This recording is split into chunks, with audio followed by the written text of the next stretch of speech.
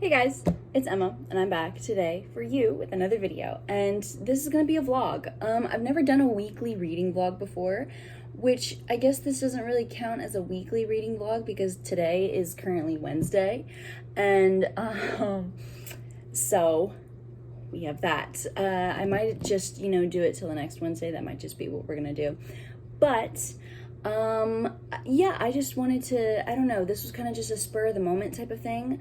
I just wanted to do a reading vlog. This is going to be very interesting because as of right now, I am currently reading 7 books. I've just been like in a thing of, okay, I need to read as many books as possible. That way I won't get burnt out. Don't ask me how that works in my head, it just does. The 3 that I'm going to be focusing on are these 3 for this vlog, because these 3 are like the ones that I'm the most emotionally invested in right now. First off, we have Lilac by Reid. Okay, she's a chunky girl, okay, but I'm already 203 pages into it. I'm loving this book, okay? It's about this girl named Braxton Fawn, and she becomes the new guitarist for this uber famous rock band named Bound, and the 3 members, Houston Morrow, Lauren James, and Jericho Noble, they do not like her. So they're trying to get her to leave. She's trying to like keep them together because apparently like they were 3 really great best friends and now they can barely stand to be in the same room together. The tea. So yeah, it's about Braxton basically trying to stay afloat and also at the same time break down these guys' walls and just, try and make them have a civil conversation with one another. It is really freaking good. Okay, I'm trying to read more reverse harem romance, and this was in one of the lists on Goodreads that I saw. So I was like, you know what, why not? And I started reading the audiobook because I was like, I don't really know how I'm gonna like it. First of all, whoever narrates that audiobook, because it's like a full cast. There's a person that narrates it for Braxton, for Houston, for Lauren, and for Jericho. And all 4 of those people need a raise, okay? They are narrating that audiobook like the rent is due. And Braxton, a bad bitch, all right? Houston, he like poured his energy drink down her shirt and she decked him. She socked him and bloodied his lip. And I was like, as she should. It didn't affect him anything. He's a bulwark. But still, it's the thought that counts, bitch. Then I've got Little Heaven by Nick Cutter.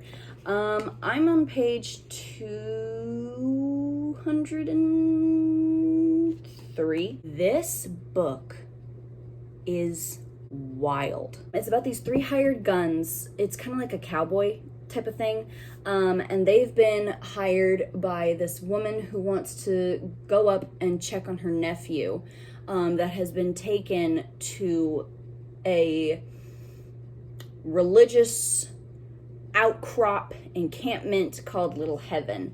And so they go there in order to check on her nephew, and they may find some very insidious stuff going on. There's pictures, okay? Just to give you a little heads up about exactly just how unsettling this book is. The last one that I want to be the focal point for this vlog, that I honestly might finish today, is Sweat and Soap by Kintetsu Yamada. This is a manga series about this girl named Asako, and she is working in this financial department of, where does she work? What's the company's called? Lilac Incorporated. And it's like this really famous company for toiletries, women's toiletries. And Asako, one, loves working there, and she just loves the soap in general because she is a girl who sweats a lot. And she's been like bullied for it in the past, and so she's really self-conscious about it until she meets this guy named Kotaro, and he works in like the development department or whatever you would call that. Like he comes up with the scents, like pitches them and like sends them off to be made. And he like is obsessed with her smell. And like the communication between these two is so refreshing, okay? It's really weird, but it's really cute for some reason, okay? I wanted to pick this up because I've been looking for manga that's like completed, that doesn't have like 5,000 issues, all right, that I have to read. This I think has like 11 or 12. So I'm happy with that. I got this recommendation from 2 people actually. Not directly, but I just saw that they liked it and it looked interesting. I got it from Capri Nicole's channel and then Ashley from the Bookish Realm. I'll leave both of their I'll leave both of their links to their channels down below so you guys can go check them out. They're both really good content creators. I love the Bookish Realm's wrap-ups, especially like her discussion videos, and then Capri Nicole's vlogs, love them, okay? Big fan, you guys should go check them out. But yeah, also the guy looks like Hikaru from Ouran High School Host Club, so how could I not? Okay, so these 3 are the ones that I'm focusing on. So first one that we're probably gonna start on is Sweat and Soap Volume 1, just plain because it's the shortest one. So yeah, let's get into it.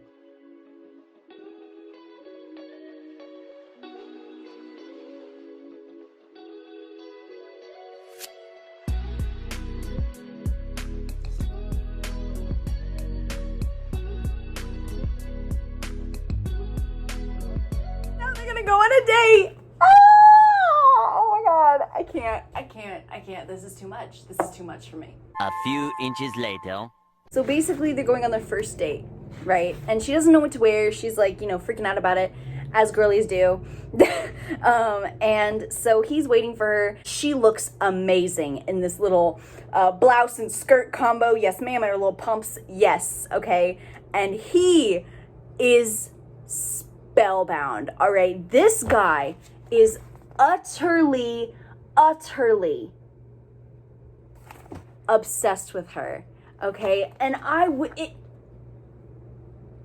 the trope of he fell harder will never, ever not make me fold. Worship the ground she walks on. Hell, he'd probably sniff the dirt she walked on. Soon after.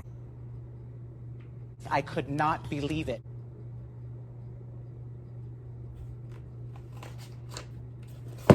Bitch.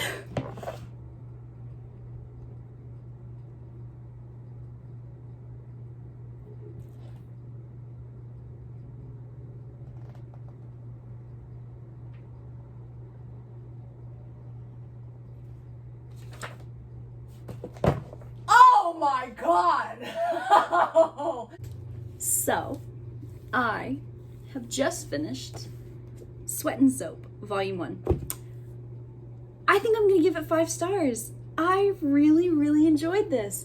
I loved, like I said, the amount of communication between the 2. I think it's really refreshing. It was outrageous in a haha cute way, not outrageous in a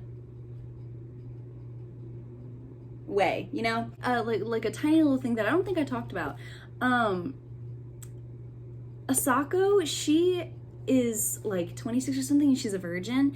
And when she and Kotaro have sex, the morning after, she like they both get up and she's like looking at her sheets and she sees the blood from her hymen being broken. I feel like I see a lot of, you know, virgins in books and, you know, they have their first time or whatever and it's like amazing and, you know, there's no screw ups, there's no any hitches in the plan or something like that. And that's all well and good, but there's rarely any, you know,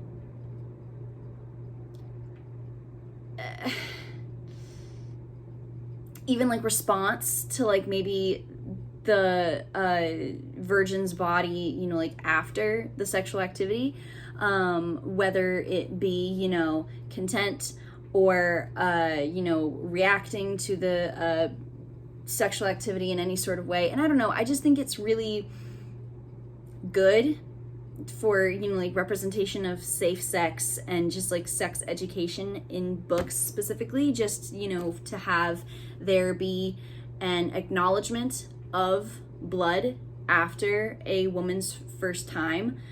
I don't know, I really appreciated that. And I don't know, this book is funny. If you're looking for a funny manga, or a funny manga with a guy that is literally obsessed with this girl, okay, pick up Sweat and Soap. I loved it. Like I said, 5 stars. Okay, wow. And with that out of the way, we can now start on the other 2 books. And I want to try and hit at least page 100 with both of them, which should be interesting.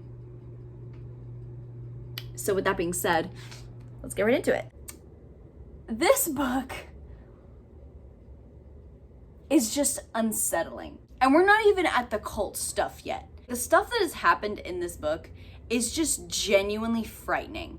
Okay, I mean, like, there's a reason why Robert McCammon said that this is gripping and terrifying, because it is. All right, we've literally already seen a gigantic anaconda swallow a child alive. And I was in public when I read that. As of right now, Micah, Minerva, and Ebenezer, they're at Little Heaven. And they were chased there. They were on their way hiking there. And while they were camping out one night, these things started chasing them, and they thought it was a bear and a wolf. And they were like, at what points in nature do a bear and a wolf team up and chase up? That doesn't happen. So they make it to Little Heaven. Ebenezer twisted his ankle, or sprained his ankle. And so now they're just waiting for his ankle to heal. And meanwhile, they're like scoping the place out.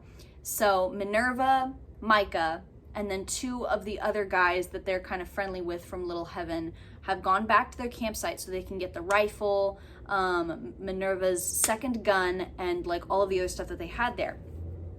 And it's nighttime, so they had to camp back out, and Micah's taking first shift. So Minerva wakes up, sees Micah just staring out into the like wilderness, and he's like, I see something.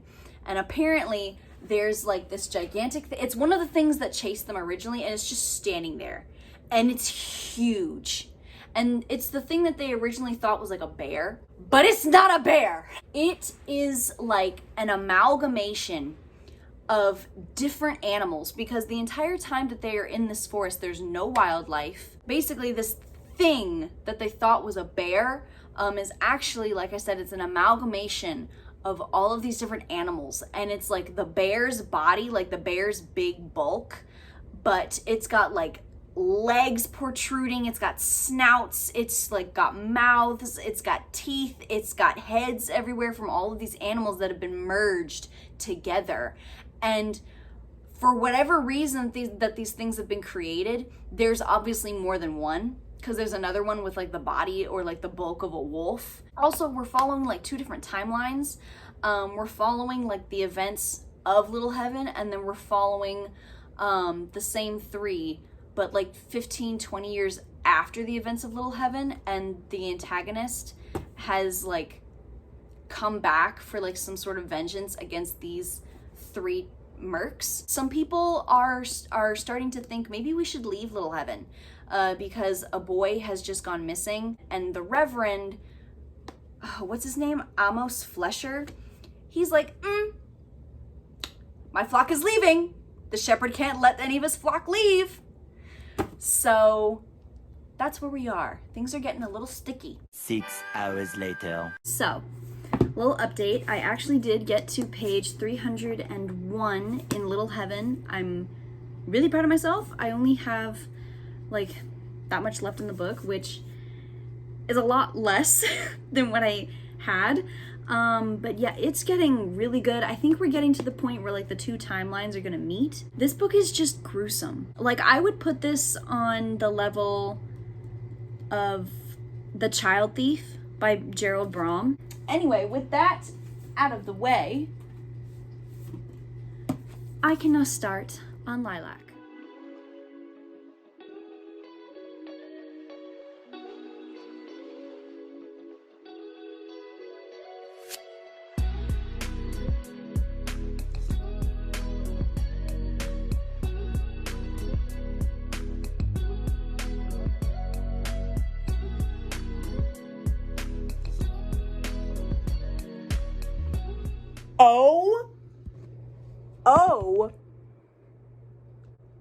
Oh my God. I'm gonna lose my mind.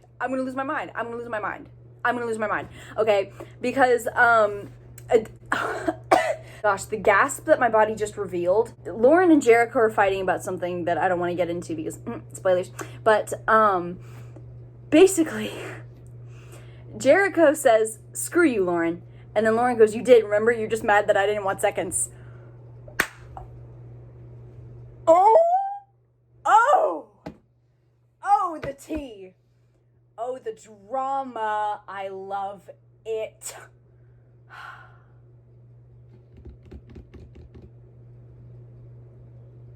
But yeah, if you didn't know that this is reverse harem, but with male-male romance in it, I was like, just so you guys know.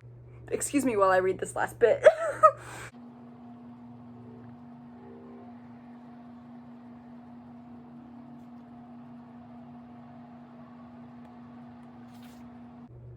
Was he the one who took the bus? I hate Lauren. Like, ranked, it would have to be Jericho at the top because I'm in love with Jericho Noble. What can I say? Vet all the guys that I date.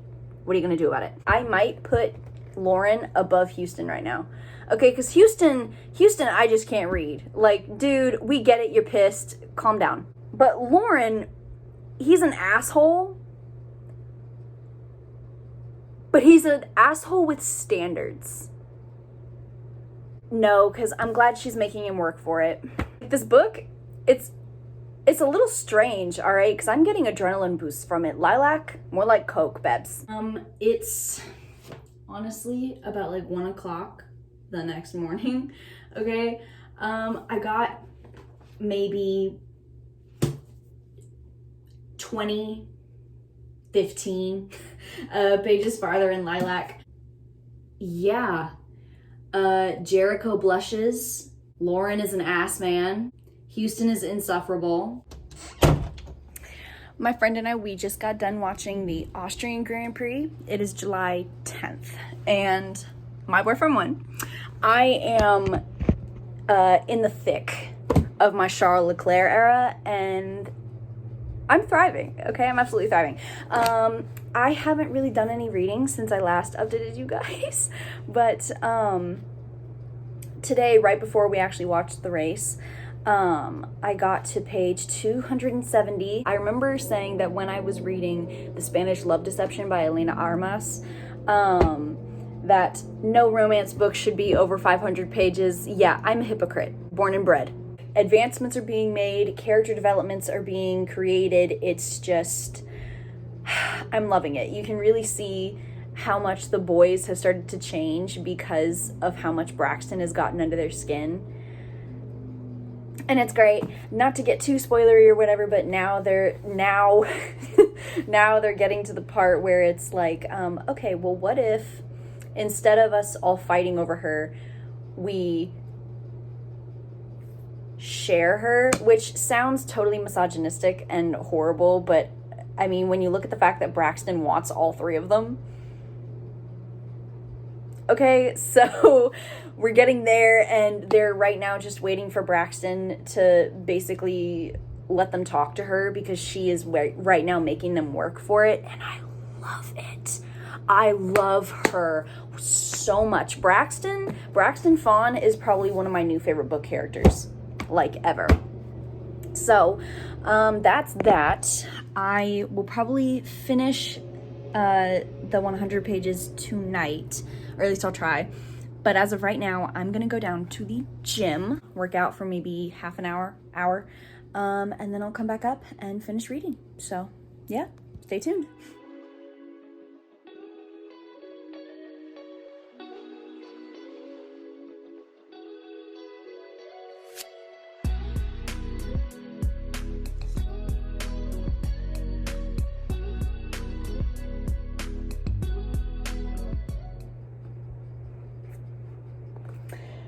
Chapter 40?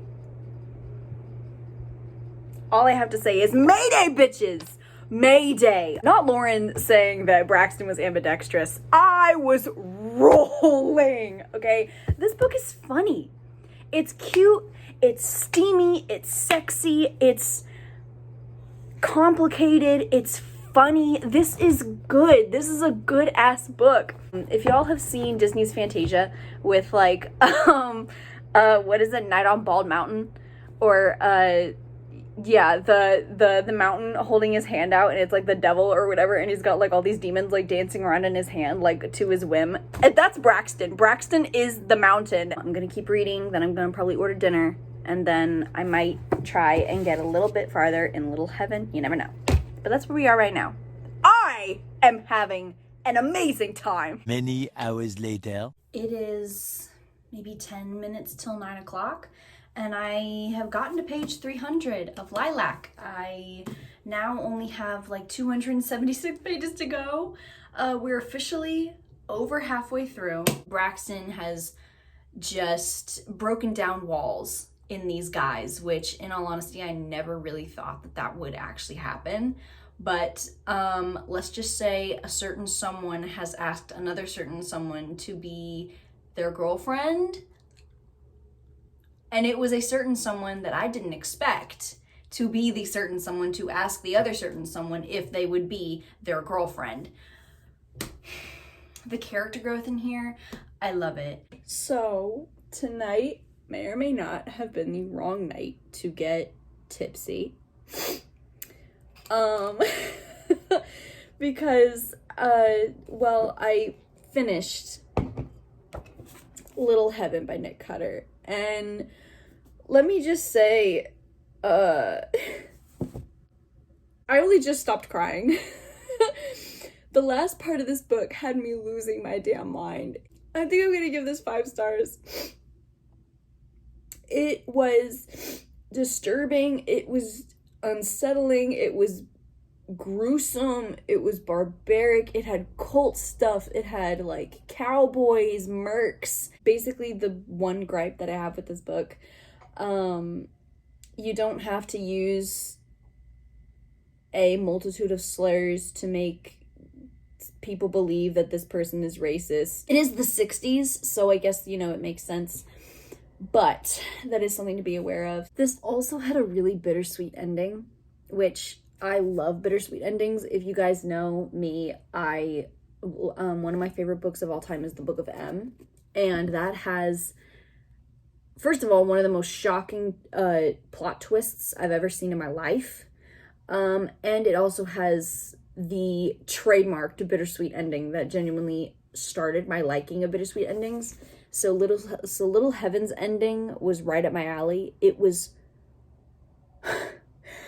gut-wrenching. It fit the overlying just sense of doom that this book bleeds onto you, basically. Like this sense of doom and dread, especially with the fact that it's like dual timelines. You would think that it would be garbled, especially at least for me specifically, because of all the other dual timelines that I've seen where it's like, okay, can we, you know, like wrap it up here because this is kind of useless information here. But no, this does the dual timeline thing, in my opinion, so well. So this, I wholeheartedly recommend this to anybody who's looking for a new disturbing book to read, a cultish book to read. Right now, I just want to drink more wine and go to sleep because, oh my gosh, like that was almost the Child Thief level of jarring. After this, I am prepared to get drunk and go to bed. Okay, that is what my mental state needs. Hey guys. It is currently, ¿qué hora es?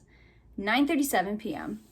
on Wednesday, and I have finished Lilac by B.B. Reid. This book, 5 stars, new favorite of all time. Forget the freaking year, all right? This book is a new favorite of all time. This book is worth all 537 pages of it, okay? Like, wow. The character growth, the steamy scenes, the romance, the fact that all 4 of these characters are broken in their own way, and that by being together, obviously codependency is a no-no, but by being together, they in themselves find better versions of themselves with each other. I like to think that this vlog is pretty freaking successful, given that it was absolutely impulsive. Both favorite books of all time. All right, these go up here with the Iliad and the Book of M, which is a hard ladder to climb, girlies. Lilac is steamy and angsty and romantic and a little bit toxic. I mean, shoot, they threatened to beat people up for her. I'm a simple bitch. I even started tabbing, and the thing is, I ran out of tabs while tabbing this book, okay? I need to buy more red flags and more blue flags in order for me to like finish tabbing Lauren's and Houston's moments. A lot of Houston's is just like character development. Me. I hate Lauren. Also me.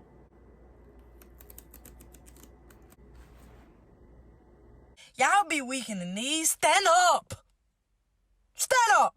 That brings a wrap up to this vlog. I hope that you guys will maybe check these out, or find books like them, or just find books that you would really like to read. With that all being said, I hope that you guys, 1, enjoyed the vlog, 2, stay tuned to more videos I put out on my channel, 3, are staying safe, and last but certainly not least, 4, that you guys have a good rest of your day. Goodbye.